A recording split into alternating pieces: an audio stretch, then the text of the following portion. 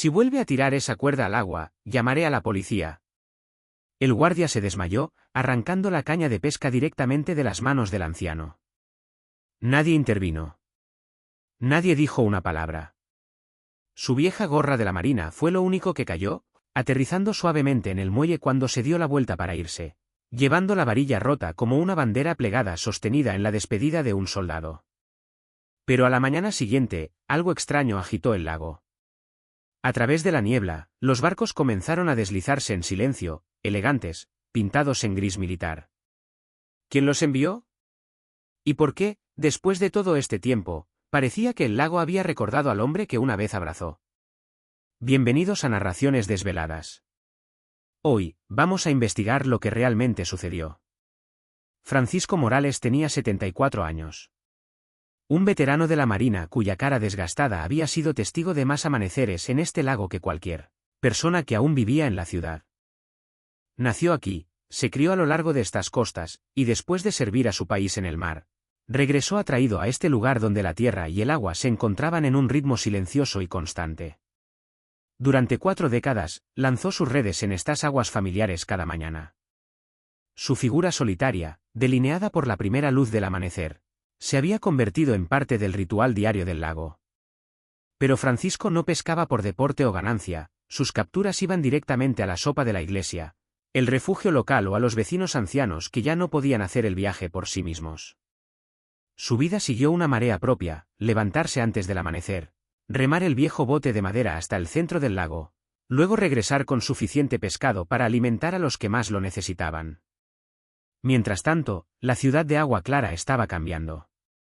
Las industrias que una vez alimentaban a su población, la pesca, la tala, se han desvanecido, reemplazadas por el turismo y las tiendas de moda. En el lugar de las tiendas de cebo y los leñaderos, ahora había bares de café y boutiques. Sin embargo, Francisco permaneció inalterado y estable, su capuchón de la USS Liberty, un distintivo tranquilo de la vida que había vivido. Vendieron el lago público y su parque circundante a Grupo Ocio Sol, una llamativa empresa de desarrollo con grandes promesas de convertir la zona en un destino de lujo. El acuerdo se llevó a cabo rápidamente, sin que el público tuviera nada que decir y con mucha conversación política en el fondo.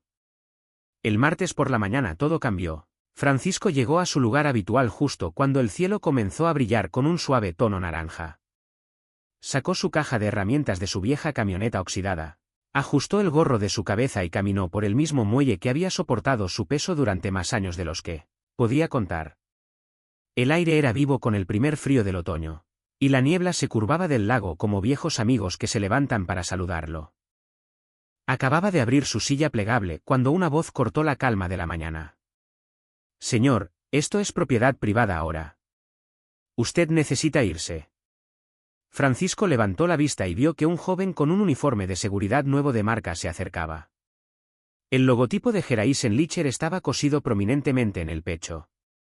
He estado pescando aquí desde antes de que sus padres nacieran, dijo Francisco, con su tono tranquilo, sus manos firmes mientras preparaba su línea. Eso ya no importa, respondió el guardia, la voz se enfrió. El lago está bajo nueva administración. No se puede pescar aquí sin un permiso de Gereisen. Sin decir una palabra, Francisco se metió en el bolsillo interior de su chaqueta desgastada y sacó una tarjeta desgastada, una exención especial que le había concedido años antes el exalcalde de la ciudad, reconociendo sus décadas de servicio a la comunidad. Lento y con una finalidad de tipo complaciente, lo rompió por la mitad. Esto no significa nada ahora, viejo. Hay nuevos propietarios y nuevas reglas. Alguien cerca ya había comenzado a filmar la escena en su teléfono. Francisco podía oír una risa suave que venía del borde de la multitud cuando el guardia le agarró el brazo y comenzó a arrastrarlo de vuelta del agua. Espera, dijo Francisco, acercándose a su vara, todavía apoyado contra la barandilla. Pero mientras se movía, el guardia lo empujó. Francisco tropezó, y la barra se estrelló contra el muelle, rompiéndose con una aguda grieta que resonó a través del lago. La próxima vez, te acusarán de violación de propiedad. En el vídeo que pronto se volvió viral, Francisco podía verse arrodillado, recogiendo tranquilamente los pedazos de su vara de pesca, la misma que su difunta esposa le había dado por su último aniversario, justo antes de que el cáncer la matara. El hombre manejó los fragmentos como si estuviera doblando una bandera, lenta y deliberadamente, llena de significado. La mayoría se quedaron allí, sin sentirse cómodos, pero sin querer interferir con lo que parecía ser el progreso que avanzaba. Un joven en elegante equipo de correr se inclinó hacia su amigo y dijo, lo suficientemente fuerte como para ser escuchado, finalmente limpiando este lugar. Ese viejo hombre ha estado acurrucado en la primera orilla del lago durante años. Francisco lo escuchó. No se tambaleó. No respondió. Con una especie de gracia tranquila, la que ya no se ve mucho, metió la varilla rota bajo el brazo y caminó de nuevo hacia su camión. Detrás de él, el guardia ya martillaba letreros a lo largo del muelle, no pecar propiedad privada. Mientras Francisco se alejaba, el sol finalmente despejó el horizonte, arrojando luz dorada sobre el agua. En su espejo retrovisor, vio los camiones de construcción que atraían la primera ola de una nueva era que no tenía lugar para hombres como él. Nadie prestó atención a las manos del anciano mientras doblaba el permiso desgarrado con precisión, retorciéndolo como una vez dobló órdenes en el mar. Nadie notó cómo sus ojos permanecían en el agua, escaneando el horizonte con la tranquila alerta de un hombre que una vez había estado vigilando a los enemigos, más allá de las olas. Su cabaña, escondida en el borde del bosque, era un lugar que había construido con sus propias manos después de regresar de la guerra. A diferencia de las casas de $1.000.000 que ahora surgen junto al lago, su casa fue construida para vivir, no para presumir. Las paredes de madera estaban llenas de fotos de barcos de la marina, elogios desvanecidos y una caja de sombra llena de medallas de las que nunca habló. Puso la barra rota en la mesa, luego abrió lentamente el cofre de cedro donde guardaba las cosas que más le importaba. Desde el interior, levantó una bandera estadounidense cuidadosamente doblada, la misma que había cubierto el ataúd de Elena 8 años antes. Francisco había sido uno de los pocos que habían logrado regresar después de que una violenta tormenta golpeara su barco frente a la costa de Filipinas en 1972. Ese día le enseñó una lección que nunca olvidó cuando el mundo comienza a desmoronarse. Lo único que importa es lo que uno se aferra. Francisco se acurrucó en su sillón con un movimiento lento y cansado, el peso de sus años presionándolo más de lo habitual.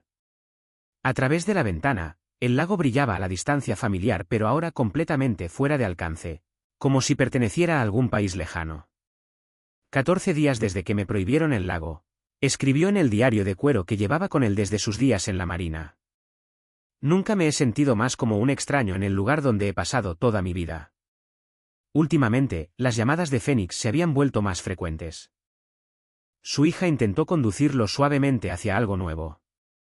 ¿Cómo podía expresar que su conexión con este lugar iba mucho más profundo que cualquier documento legal o mapa de propiedad? Que el ritmo de las olas del lago siempre había estado de alguna manera en sincronía con el latido de su corazón. Esa noche, mientras el sol se sumergía debajo de las copas de los árboles, Francisco revisó su antiguo teléfono de flip y lo que vio hizo que se hundiera su corazón. El vídeo de su confrontación se había vuelto viral. Se había compartido miles de veces en línea, editado con efectos de sonido burlones y subtítulos crueles como Boomer no puede leer, no intrusión, señales y el viejo pez lucha contra el futuro y pierde. Los comentarios a continuación eran aún peores.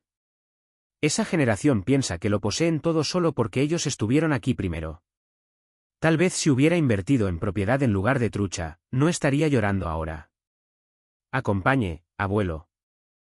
El mundo pertenece a la gente que puede permitírselo. Un golpe en la puerta lo sacó de la pantalla brillante. Era Javier Torres, el dueño de la ferretería, uno de los pocos veteranos que aún quedaban en Agua Clara.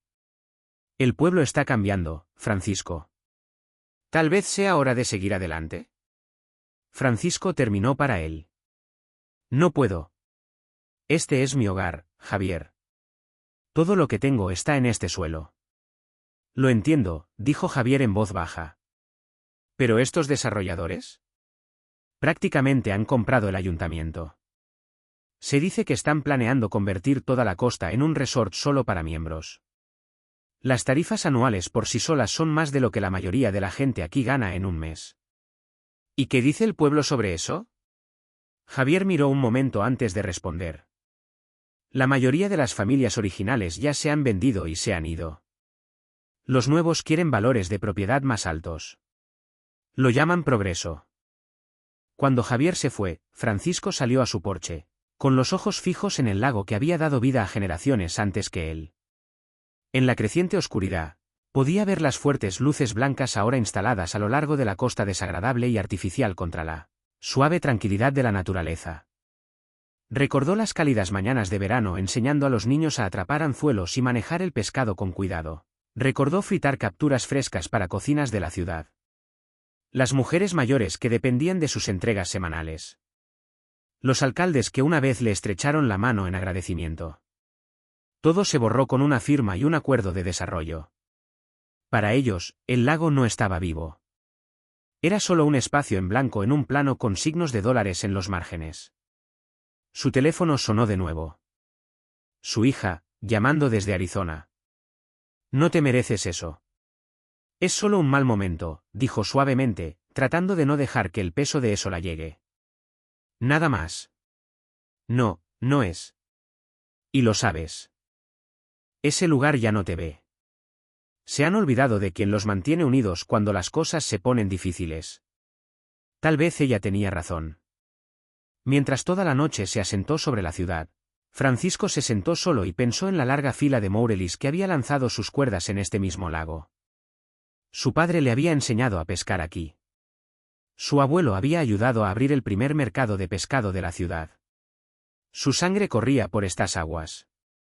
Pensaré en ello, le dijo, aunque en el fondo, ambos sabían la verdad. Algunos hombres, como los árboles más viejos del bosque, solo pueden seguir viviendo si permanecen arraigados en el suelo donde se levantaron por primera vez. Si alguna vez te has sentido como si estuvieras siendo expulsado del lugar que una vez llamaste hogar, escribe, Steele. La mañana siguiente llegó con el tipo de nitidez, claridad perfecta que el otoño a veces ofrece, aire crujiente, luz limpia, el mundo lavado en oro. Francisco se despertó antes del amanecer, como siempre, y se sentó en silencio en su porche, acunando una taza de café negro. Sin su rutina matutina en el agua, las primeras horas se sintieron huecas, lentas y desconocidas.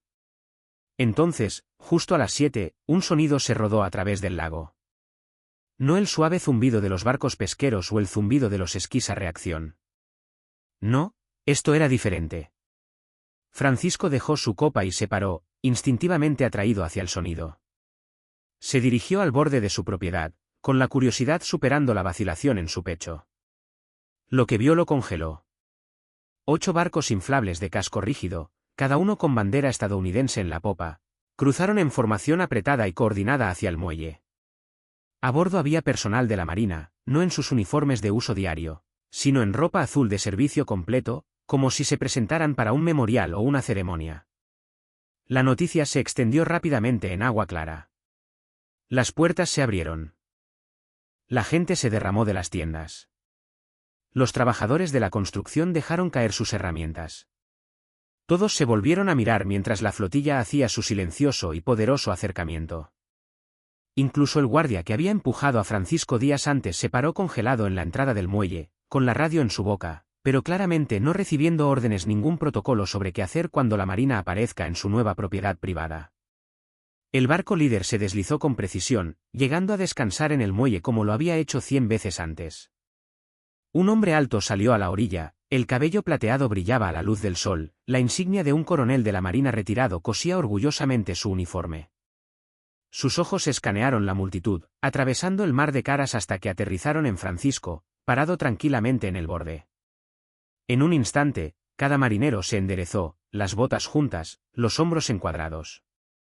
Dio un paso adelante, se volvió hacia la gente del pueblo reunida en la costa, y habló con un tono constante y resonante que se llevó a través del agua.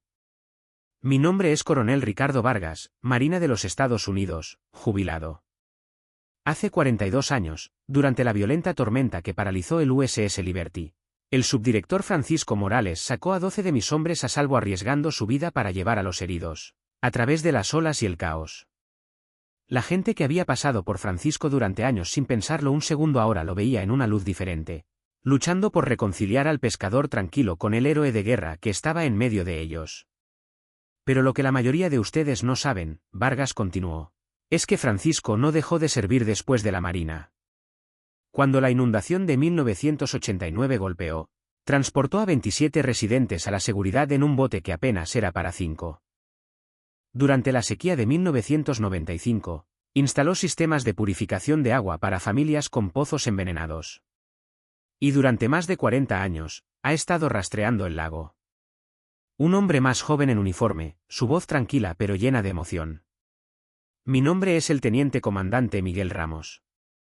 No estaría aquí si no fuera por este hombre. Durante la evacuación de Saigón, Francisco Morales llevó a mi padre sobre su espalda a través del fuego enemigo. Años después, cuando mi padre no podía permitirse el lujo de enviarme a la universidad, el señor Morales, en silencio, anónimamente, estableció una beca para los hijos de los veteranos. Hoy estoy aquí porque alguien que nunca pidió reconocimiento lo dio todo por los demás. Se dieron suspiros y susurros por la multitud, pero fueron interrumpidos rápidamente por una voz aguda que empujaba hacia adelante. Esto es propiedad privada, comenzó la gerente del grupo Ocio Sol, con portapapeles en la mano. En realidad, dijo una mujer mientras salía del tercer bote, sosteniendo un paquete de documentos de aspecto oficial, soy Laura Sánchez del Departamento del Interior.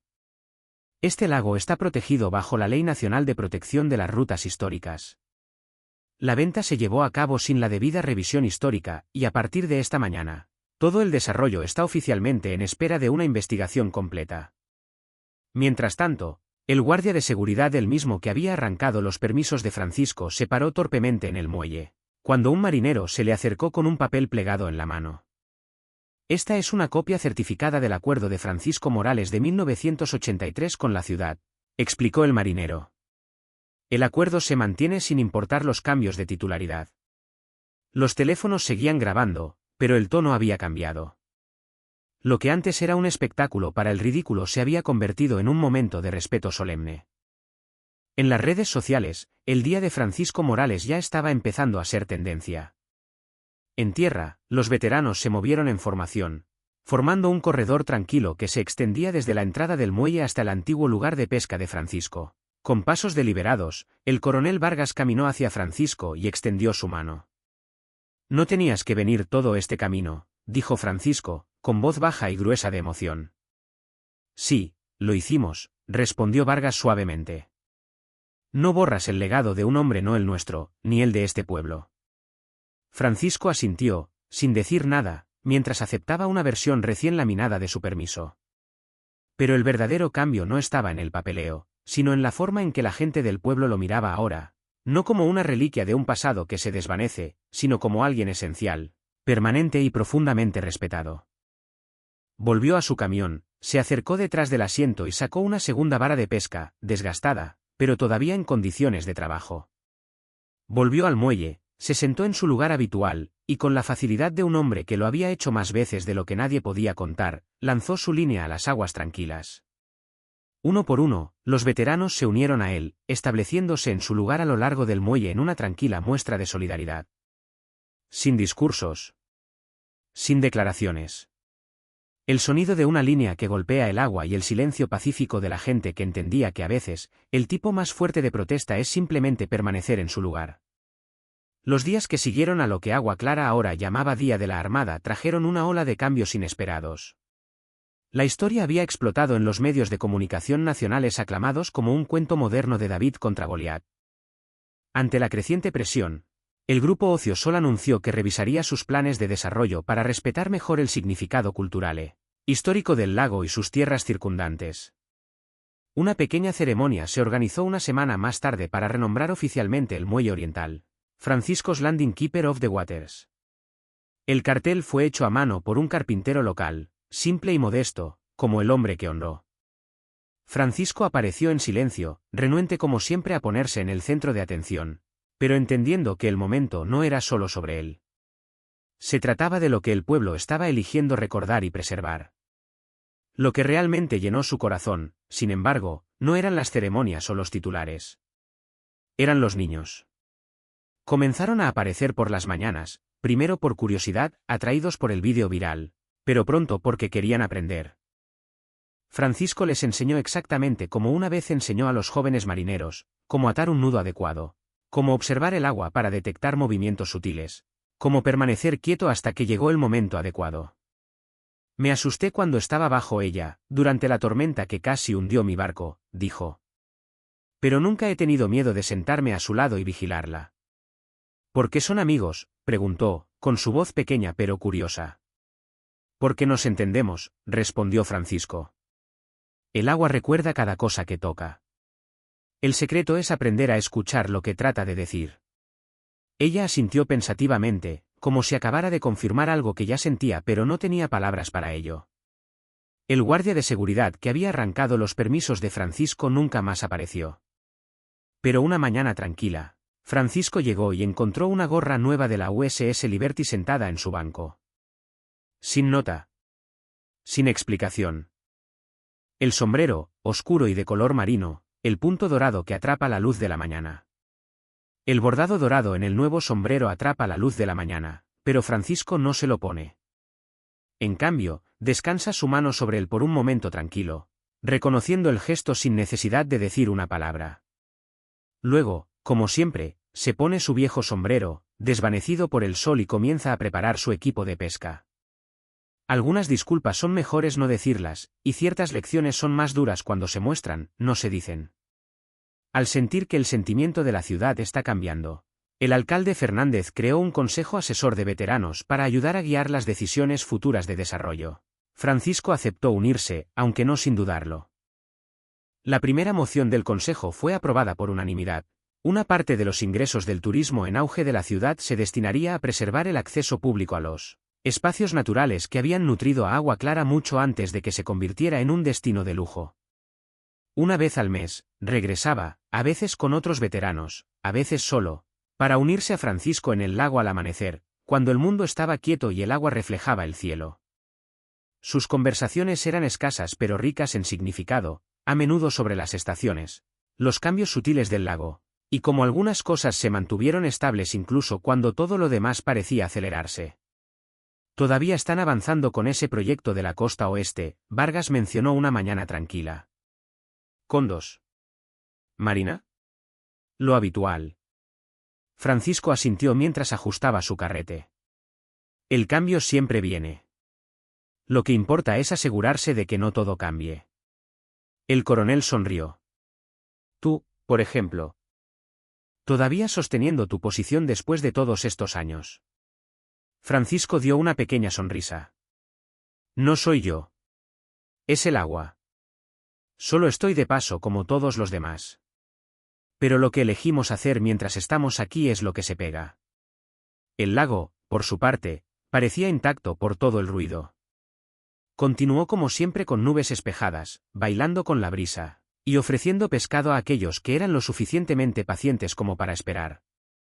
Ese año, casi 6 meses después de lo que la gente había comenzado a llamar el Día de la Marina, Francisco llegó a su lugar habitual y encontró a un grupo de estudiantes de primaria esperando con cuadernos y pizarras. El profesor les explicó que estaban estudiando el ecosistema del lago como parte de un proyecto científico de un año y esperaba que Francisco pudiera compartir lo que sabía. Lo que siguió fue nada menos que una clase magistral. Francisco les mostró cómo probar la claridad del agua, cómo detectar signos de contaminación, cómo identificar a los peces por sus aletas y escamas. Los niños estaban fascinados, escribiendo notas como si hubieran tropezado con una enciclopedia viva. El señor Morales ha estado guardando registros de lagos más tiempo que la EPA, explicó el profesor orgullosamente. Sus cuadernos contienen datos climáticos que los científicos usan ahora para rastrear los cambios ambientales en nuestra región. Un niño levantó la mano. Pero no eres un científico, dijo con la franqueza que solo un niño puede ofrecer. No, Francisco respondió con una sonrisa. Solo soy alguien que ha estado prestando atención durante mucho tiempo. Y tal vez ese fue el corazón de su legado. No las medallas escondidas en un cofre de cedro o el muelle que ahora lleva su nombre, sino la tranquila autoridad de un hombre que nunca había dejado de mirar, escuchar y aprender. En un mundo obsesionado con los grandes datos y los modelos de vanguardia, Francisco representó algo más simple pero no menos importante, el poder de dar testimonio. La fuerza tranquila de alguien que se había quedado lo suficientemente tiempo como para notar los cambios lentos que otros perdieron. El desarrollo en la costa oeste finalmente avanzó, aunque reducido de los planos originales. Desde el muelle de Francisco, podía ver cómo los edificios modernos de fachada de vidrio comenzaban a elevarse, sus reflejos brillando sobre la superficie del lago. Pero no se sentía amargo. Entendía por qué venía la gente. El lago ofrecía paz, el tipo de calma que no se puede fingir. Tal vez, con el tiempo, los recién llegados llegaran a entender lo que él había sabido durante décadas, que el valor de un lugar no se mide por lo que se extrae de él, sino por lo profundamente que se deja pertenecer a él. Y a veces, es solo cuando son expulsados que finalmente vemos que algunas personas no pueden ser reemplazadas. Podrías dejar de lado esta historia en unos días. Pero si nadie la cuenta de nuevo, se desvanecerá como tantas otras. Suscríbete a Narraciones Desveladas, donde la memoria, la bondad y la justicia se mantienen vivas hasta el final.